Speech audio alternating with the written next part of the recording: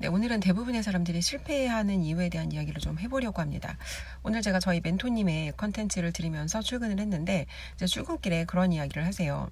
그러니까 예전에 저희가 이제 그 교육을 수강하던 당시에 굉장히 많은 사람들이 함께 수강을 했고, 이제 그 대표님께서 가르쳐 주시는 내용들은 우리가 자본주의 세상에서 돈 벌고 생존하기 위해서 필요한 기술에 대한 내용을 알려주시는 부분이었어요. 그런데 사실 돈을 벌어보신 분들은 알겠지만 이 기술만 있다고 돈을 버는 게 아니에요. 어떤 얘기냐면 돈을 받기 위해서는 내가 배짱이 있어야 되거든요. 고객한테 내가 이 돈을 받았을 때 그 돈을 받으면서 내가 막 정말 가슴이 조마조마하면서 돈을 받는 게 아니라 내가 이 정도 가격은 받을 만한 가치가 있지라는 자기에 대한 어떤 믿음, 배짱, 아니면 뭔가 고객과의 어떤 상황에서 문제가 생겼을 때 그런 그런 문제를 해결해낼 수 있는 그런 용기. 어쨌건 이 돈을 벌기 위해서는 진짜 기술일도 필요하지만 기술만큼 중요한 게 사실은 심리거든요. 저도 생각을 해보면 예전에 이제 저는 만 10년 동안 학원 운영했던 전직 학원장인데 처음에 강사 시절을 그리고 방문학습지 관리교사로 이제 그때 처음으로 제 인생의 영업 세일즈라는 걸 했던 거예요. 저는 선생님이라고 생각했는데 제가 속해 있는 업종 자체가 방문 판매였거든요. 그러니까 방문학습지 관리교사로 교재를 판매하면서 이제 교재에 대한 매출에 대한 커미션을 받아가는 그런 구조였어요. 그리고 이제 그 경험을 통해서 학원장으로 이제 제가 결국 저의 영어 관련 커리어를 마무리했는데 각자 단계마다 저의 심리가 굉장히 달랐어요.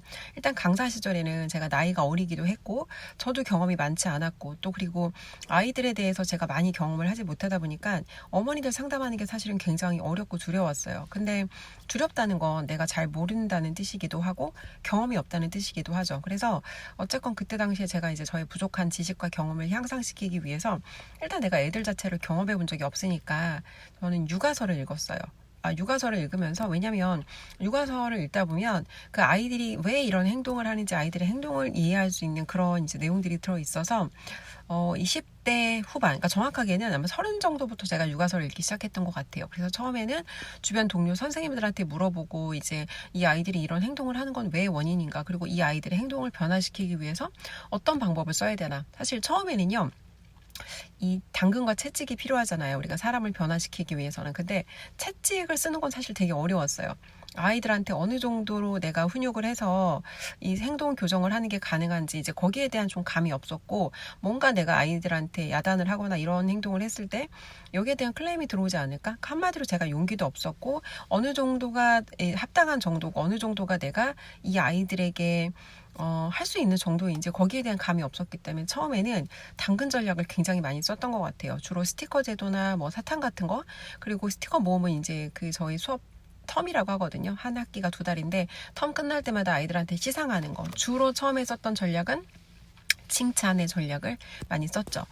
이제 그러다가 방문학습지 관리교사로 제가 넘어갔는데 학원에 있던 시절보다는 돈을 2-3배 정도 더 벌게 됐어요. 근데 아는 분들은 아시겠지만 돈을 번다는 건 그만큼 나한테 책임감과 무게, 더 어려운 문제가 주어진다는 거거든요. 그래서 그 당시에는 사실 훨씬 더 어려운 문제를 겪어야 했죠. 어떤 시기였냐면 정말 집에 와서는 하루 종일 그 일을 하고 집에 오면 뭔가 알 수 없게 몸이 되게 지치고 뭔가 정신이 되게 힘들고 일과 정신을 분리할 수 없는 약간 그런 고통스러운 상태에 놓였는데, 이제 왜 그러냐면 학원에서는 사실 이 아이들이 등록을 하거나 말거나 저한테는 늘 똑같은 월급이라는 게 주어져요. 그런데 방문학습지 관리교사는 돈을 더 많이 벌 수 있는 기회를 주기도 하지만 그 회원들이 이탈하게 되면 거기에 대해서 내 커미션이 떨어지고 무엇보다도 정서적으로 되게 고통스럽습니다. 뭔가 내가 잘못해서 이 아이들이 날 떠나는 게 아닌가? 여기에 대한 알 수 없는 고통스러운 감정이 되게 오래도록 그런 마음에서 여운처럼 떠나질 않더라고요. 근데 이게 왜 그런가 보면은 사실 이 모든 세일즈업은 그래요. 세일즈업은 직장 생활과 다른 게, 직장에서는 그냥 나가서 앉아있기만 해도 월급이라는 걸 받는데 세일즈는 내가 움직여야 돈이 들어오고 움직이기만 한다고 돈이 들어오는 게 아닙니다. 움직여서 거기에 대해서 내가 플러스로 이제 매출을 일으켜야 사실은 돈을 버는 거죠. 출근했다고 돈을 버는 게 아니에요. 그래서 이제 다행히 저희 같은 경우에는 그래도 기본적으로 센터에서 이제 인바운드라고 하죠. 센터 자체로 문의를 통해서 들어오는 기본적인 회원 공급이 있었고, 거기에 추가적으로 제가 이제 좀 수입을 늘려가는 그런 방식이었는데, 사실 그때 당시 저는 저를 선생님이라고만 생각했지 제가 뭐 판매를 한다거나 내가 마케팅을 해야 된다거나 이런 거에 대한 사실 전혀 개념이 없었어요. 그런데 사실 그때 제가 두 가지를 굉장히 잘했죠. 어떤 거냐면 고객이 한번 저한테 주어지면 기존 고객을 관리하는 걸 되게 잘했고요. 그러니까 한 번 고객이 들어오면 절대 이 회원이 이탈되지 않게 굉장히 좀 꼼꼼하게 그리고 약간 전문성을 갖추고 이분들이 저를 신뢰할 수 있게 잘 이끌어가는 이제 그런 전략 하나를 뭔지는 몰랐지만 그걸 했어요. 근데 그걸 제가 할 수 있었던 건 저희 사장님께서 항상 거기에 대한 교육을 진행해 주셨고 어떻게 소통하는 거라든지 고객과 상담하는 이제 롤플레이 실습 같은 걸 저희는 항상 했거든요. 그래서 그 영어 콘텐츠 자체에 대한 학습도 물론 많이 진행을 했지만 상담에 대한 부분을 굉장히 많이 훈련을 시켜주셨어요. 저는 심지어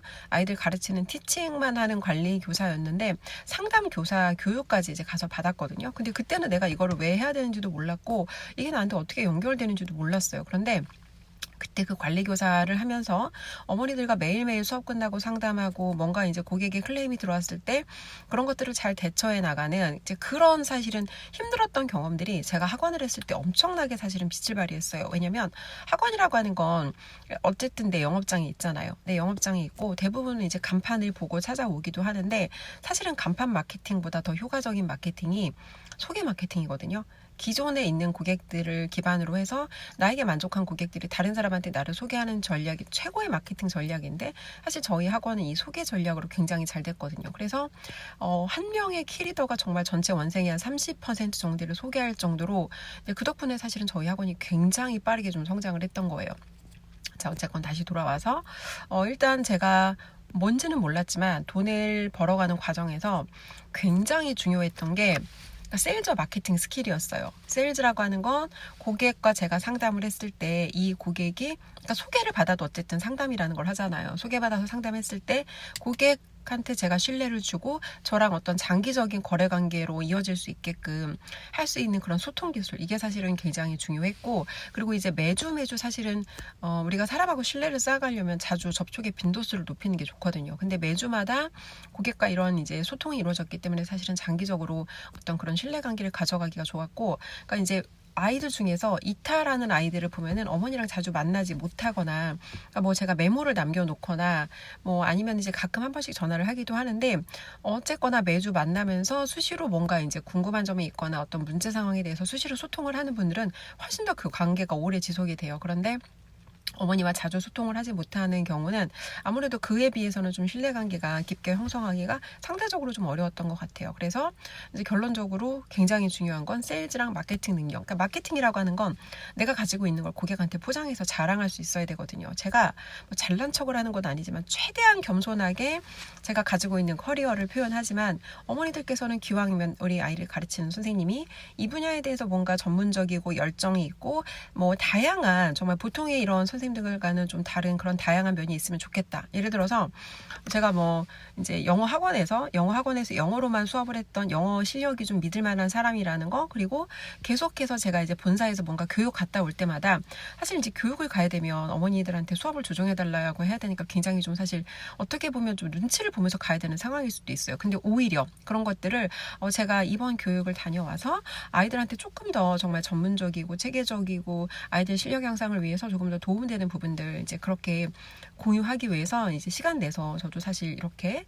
뭐 사실 그런 교육을 간다고 돈을 주는 건 아니거든요. 이렇게 시간 내서 저도 교육 갔다 오고 갔다 와서 더 아이들에게 이제 좋은 교육으로 제가 더 이렇게 전달 드리겠다. 그리고 이제 우수 관리교사 같은 걸로 뽑혀가지고 해외에 나가게 되면 사실은 그게 최고의 마케팅이에요. 이 선생님이 얼마나 실력이 있으면 이제 얼마나 많은 아이들을 잘 지도해서 우수하게 이제 그런 결과값을 냈으면 회사에서 이 선생님한테 이렇게 비용을 들여서 해외 연수까지 보내줄까? 그럼 사실은 이제 고객들 입장에서 자기가 잠깐 단기적으로 불편한 건 있지만 이 선생님에 대한 어떤 자부심이 있거든요. 아, 우리 선생님은 달라. 우리 선생님은 다른 그냥 동네에 오는 그런 학습지 선생들하고 좀 달라. 그러니까 이런 자부심을 느낄 수 있도록 계속해서 이제 그런 것들을 표현하는 거. 이게 사실은 마케팅 능력인 거죠. 그래서 저도 모르게 그런 것들을 했는데 어떻게 그런 거 할 수 있었나 보면은 이제 그때 저희를 이끌어 주셨던 사장님께서 보통 사장님이라고 하면 어떤 그 영업장을 이끌어가는 대표 뭐 이런 포지션일 수 있는데,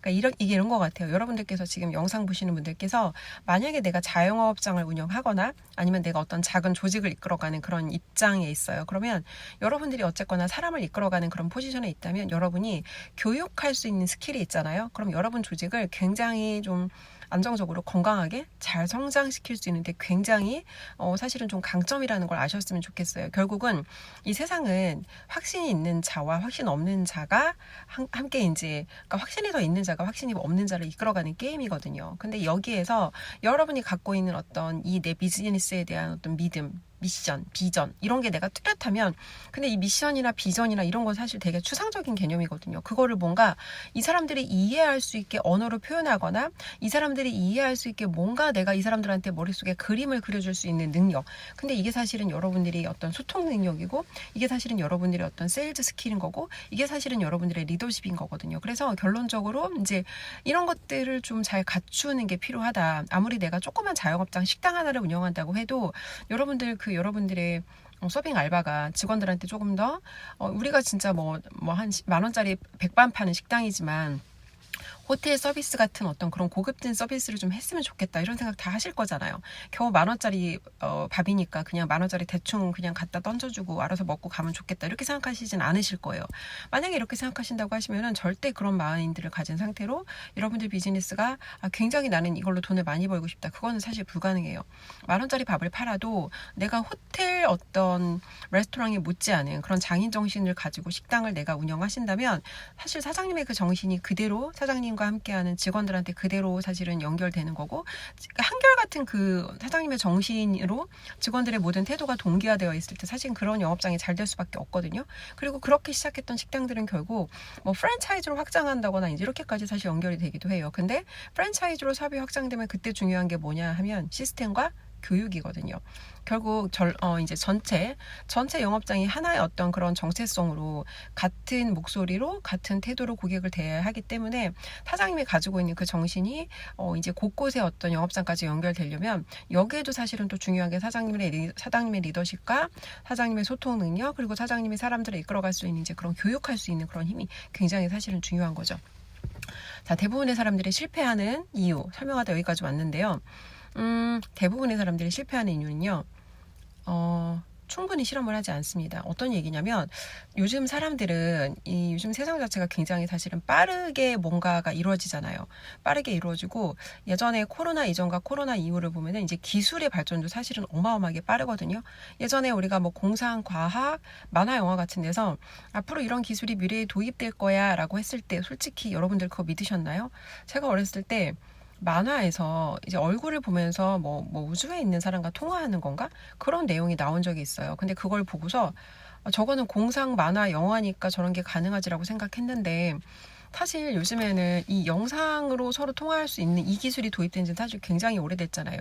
이건 단편적으로 예를 든 것뿐이고 지금 현재 우리가 누리고 있는, 제가 마땅히 누리고 있는 것들 중에서 과거에는 정말 공상, 과학, 만화나 영화에나 등장할 법한 기술이라고 생각했던 게 사실은 얼마나 많아요. 근데 다시 생각하면 기술이 그렇게 빨라진다는 건 인간들이 할 수 있는, 인간들의 어떤 그냥 인간이 되게 차별화되지 않은 기본적인 기능만을 하는 일에 있어서는 내 차별성이 사라진다는 거거든요. 그러면 다른 한편으로는 인간들이 할 수 있는 그런 일들이 점점 더 줄어든다는 건데, 그럼 기계가 대체할 수 없는 인간의 기능이 뭐가 있나를 좀 봐야 된다는 거죠.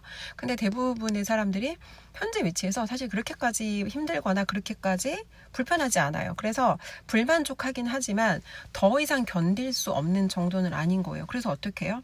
아무것도 하지 않습니다. 앉아서 계속 현재에 대해서 불평불만을 하죠. 뭐가 현재 지금 연봉이 마음에 안 들고 직장이 마음에 안 들고 상사가 그지 같고 어쩌고 저쩌고 말은 하는데, 말은 하는데 그래서 본인 인생 바꾸려고 얼마나 내가 좀 알아보고 찾아보고 시도하고 두드리고 이런 시도를 하냐 보면은 불평과 불만은 많은데 행동하는 사람은 많지 않다는 거예요. 그리고 저희 멘토님이 그 얘기 하시거든요. 그러니까 저도 학원 운영을 10년 하면서 가장 어려웠던 게, 내가 할 수 있는 범위 내에서는 나는 최선을 다했는데 더 이상 방법을 모르겠어. 떨어질 게 분명하고 떨어지고 있는 게 느껴지고 너무너무 고통스러운데, 근데 사람이 내가 더 이상 여기서 할 수 있는 방법이 없다고 할 때 그때 사실 희망이 사라지거든요. 저도 그래서 어떤 제가 알 수 있는 범위 안에선 최선을 다했는데 그 결과값은 만족스럽지 않고 더 이상 방법은 보이지 않고 그때 사실 번아웃과 우울증이 한 번에 왔던 것 같아요. 근데 과거로 돌아가서 그래서 네가 도대체 뭘 얼마나 찾고 도대체 뭘 얼마나 시도했어? 라고 물어보면 저도 사실은 충분히 찾지 않았어요. 그러니까 저도 당시에 제가 놓쳤던 게 제가 평생 해야 되는 일이 저는 학원업이라고 생각했어요. 그래서 학원업 안에서만 그리고 누군가가 공급해주는 그런 컨텐츠 안에서만 제가 할 수 있는 그런 어떤 거리들을 찾았던 거예요. 예를 들어서 제가 잘 모르니까 그럼 이번에 새로운 어떤 프랜차이즈나 프로그램 하나 가맹해볼까? 그리고 가맹했어요. 그러니까 어떻게 보면 사실 돈으로 문제를 해결한 거예요. 그리고 돈으로 문제를 해결해서 그 안에 들어가서 거기에서 공급해주는 내용만을 가지고 뭔가 변화를 만들어 보려고 했는데 사실 이 프랜차이즈 교육에서 제공해 준 건 그 원소스가 저는 아니잖아요. 그리고 그런 프로그램들을 한다고 했을 때 물론 단기적으로 성장도 있고 단기적으로 어떤 약간의 반짝하는 효과는 있어요. 근데 그게 사실은 임시 방편이라는 거예요. 그걸 한다고 해서 제 심리가 굉장히 바뀌는 것도 아니고 뭐 저의 어떤 능력치가 굉장히 향상되는 것도 아니고 결론적으로 단품 메뉴 같은 거죠. 뭐 예를 들면 그러니까 매장에서 파는 물건으로 가정을 한다면 이번 시즌에 나온 약간 시즌 메뉴 같은 거예요. 그래서 그게 결론적으로 내 비즈니스를 굉장히 오래도록 롱런할 수 있도록 뭔가 큰 역할을 하나 보면 사실은 그렇진 않더라는 거예요. 그러면 교육업이라는 이 범위 안에서 한정하지 말고 뭔가 내가 더 다양하게 찾고 뭔가 다양하게 내가 더 연구하고 아니면 뭔가 내가 더 다양하게 실험하려고 하는 그런 시도가 있었어야 되는데, 그러니까 사실은 실험이라고 하는 건 여러분, 성공할 수도 있지만 실패할 가능성도 있잖아요. 사실 성공보다는 실패 가능성이 훨씬 커요.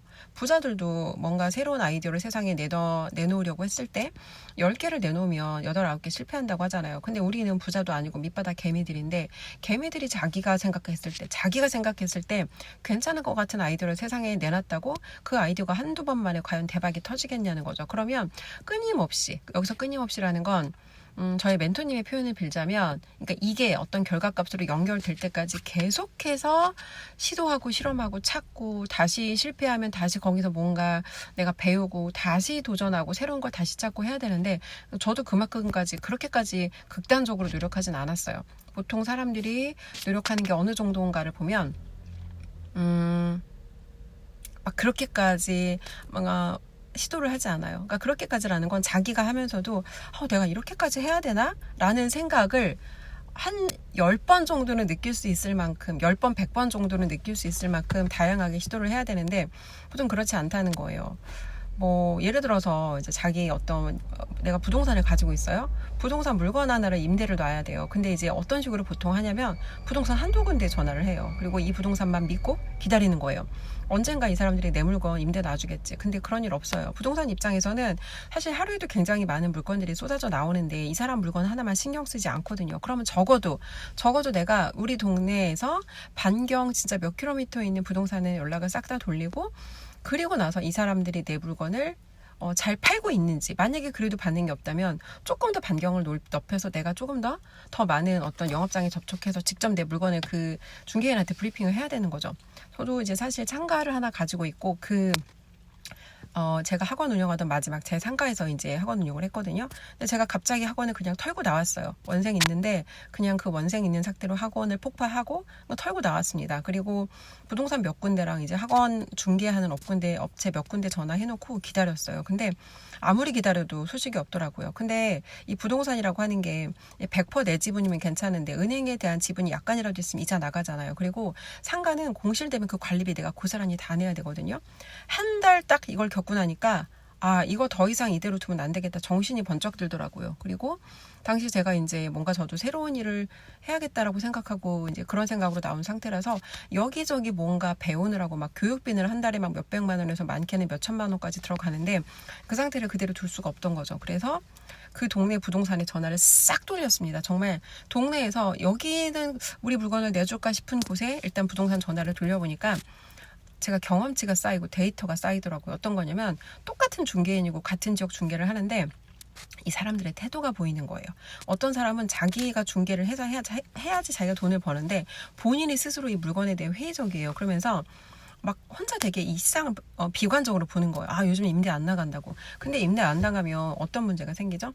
이 전화를 한 임차인도 문제를 해결 못하지만 사실은 본인도 돈을 못 버는 거잖아요. 근데 이 상황에 대해서 굉장히 비관적으로 브리핑하는 그런 중개인들이 되게 많더라는 거예요. 그러면서 마치 제가 물건을 내놓으려고 전화했는데 마치 물건이 나가지 않을 거라는 근데 저는 이렇게 생각이 들더라고요. 똑같은 물건을 내놨는데 어떤 사람은 제가 한번 해볼게요라고 하는 사람이 있고, 이 사람은 물건 안 나간다고 하면 이게 정말 물건의 문제인가, 이 사람의 능력의 문제인가, 이 사람의 능력의 문제인 거죠. 그래서 그런 비교의 경험치가 쌓이니까 앞으로 내가 뭔가 거래를 할 때는 굉장히 많은 사람들하고 접촉해 보는 것 자체가 그 자체가 사실은 우리한테 어떤 하나의 인문학 공부가 될 수 있는 거죠. 그래서 이제 그런 경험치와 데이터를 얻은 거예요. 그리고 사실 첫날 전화했을 때 어떤 부동산에서 굉장히 이분이 불친절하고 태도가 무례하더라고요. 그래서 그분한테 물건을 내놓으려다가 정보를 안 줬어요. 근데 그날은 너무 제가 다급한 생각에 그 부동산에 다시 전화를 했어요. 근데 그 부동산에 사장님이 아니라 실장님이 전화를 받으셨어요. 그리고 그 얘기까지 싹 했어요. 사실은 지난번에 전화했는데 사장님이 너무 불친절해서 제가 물건 정보를 안 드렸다. 그랬더니 이제 그 사장님과 그 실장님이 가족 관계더라고요. 그러면서 이제 원래 그분 성향이 약간 무뚝뚝하다 뭐 이런 얘기를 하면서 어쨌건 자연스럽게 이제 통화를 하면서 제 물건을 어필을 했고, 그리고 그날 5시쯤인가 문자가 왔어요. 이 물건을 찾는 손님이 있어서 물건을 보여드릴 테니까 이제 한번 만나자고 연락이 와서 이제 그분하고 제가 소통을 했어요. 그분하고 소통을 하고 근데 이제 그분이 역시나 태도 자체가 약간 그냥 뭐라 그럴까, 이거 태도 자체가 그냥 제가 봐서는 좀 교양이 없다고 느껴졌어요. 저한테 호칭을 부르는데 이 호칭이 손님한테 쓸 수 없는 호칭을 쓰시는 거예요. 그러니까 본인 딴에는 편하게 하려고 했는데 그분이 또 그런 태도를 보이시더라고요. 그래서 제가 이거를 정중하면서도 엄격하게 지적을 했어요. 지금 본인이 나한테 호칭을 어떻게 부르셨냐고 그랬더니 본인이 깜짝 놀라면서 습관적으로 그분 그렇게 하신 거예요. 손님 모시고 와서 손님 앞에서 나한테 그렇게 브리핑 하실 거냐고 그랬더니 되게 정중하게 이제 정신을 차리신 거죠. 정중하게 정신 차리고 사과하시고 어쨌건 손님 모시고 와서 브리핑을 잘 하셨어요. 그리고 그날 바로 이제 저도 그 방문하러 오신 분하고 소통을 좀 하고, 그래서 이제 어쨌건 이분의 상황과 제 물건의 상황과 잘 맞아서 그 주에 바로 계약을 했습니다. 그게 벌써 이제 사실 한 1년 전의 일이거든요. 근데 제가 말씀드리고 싶은 건 뭔가 우리가 문제라는 게 있고 개선하고 싶은 상황이 있으면 나를 대신해서 내 문제를 해결해 줄 사람은 없다는 거예요. 그러면 사실 굉장히 내가 내 문제에 집중하고 이 문제가 해결될 때까지 집중하고 그 문제의 답을 찾기 위해서 노력해야 되는데 많은 사람들이 그렇게까지 시도하고 실험하고 찾으려고 하지 않는다는 거. 그래서 대부분의 사람들이 달라지지 않고, 그래서 저는 대부분의 사람들이 실패한다고 생각합니다. 물론 과거의 저를 포함해서 이야기하는 거예요. 물론 현재도 어려운 문제에 부딪히면 피하고 싶고 모른 척하고 싶고 도망가고 싶을 때도 있습니다. 그런데 내 인생이잖아요. 다른 누군가가 내 인생을 나를 대신해서 살아주지 않아요. 그리고 우리는 정말 딱 한 번만 삽니다. 딱 한 번만 사는 인생인데, 인생의 마지막 순간에 여러분들이 뭔가 내가 실패하고 실수했던 경험을 떠올리실 것 같으세요? 아니면 내 인생에서 내가 시도하지 않아서 놓쳐버린 기회들을 떠올릴 것 같으세요? 분명히 우리는 놓쳐버린 기회들에 대해서 더 많이 후회하고 더 많이 그런 기억들 때문에 고통스러울 거라는 거예요. 그래서 여러분들께서 지금 각자 상황은 다르겠지만 분명히 지금의 내 어떤 현재 소득 상태나 현재 내 어떤 뭐 여러 가지 상태에 대해서 불만족하는 부분들 분명히 있을 겁니다. 그러면 이 불만족한다는 건 여러분이 앞으로 나아가야 된다는 신호인데, 보통 사람들은 더 이상 견딜 수 없을 정도로 고통스러울 때까지 미뤄요. 근데 고통 1을 느꼈을 때 여러분께서 시작을 하시는 게 고통 10에 되었을 때 여러분이 시작하는 것보다 훨씬 더 많은 경험치와 데이터를 얻으실 거고, 실패하는 동안에도 적어도 여러분들은 배우고 실패하는 동안에도 적어도 여러분들은 뭔가 경험을 해야지만 깨달을 수 있거든요. 경험을 했을 때 깨달으면서 그래도 내가 생각하는 모습이 한 발짝 더 가깝게 다가갈 수 있지 않나? 이런 말씀을 좀 드려보고 싶습니다. 그래서 여러분들께서 아무것도 시도하지 않으면 실패하지 않아요. 하지만 아무것도 얻을 수가 없습니다. 그러니까 뭐가 됐든 간에 여러분들이 더 나아지기 위한 그 작은 시도, 작은 한 걸음을 오늘 당장 떼어보시기를 권해드리며 오늘 영상은 여기까지 하도록 하겠습니다.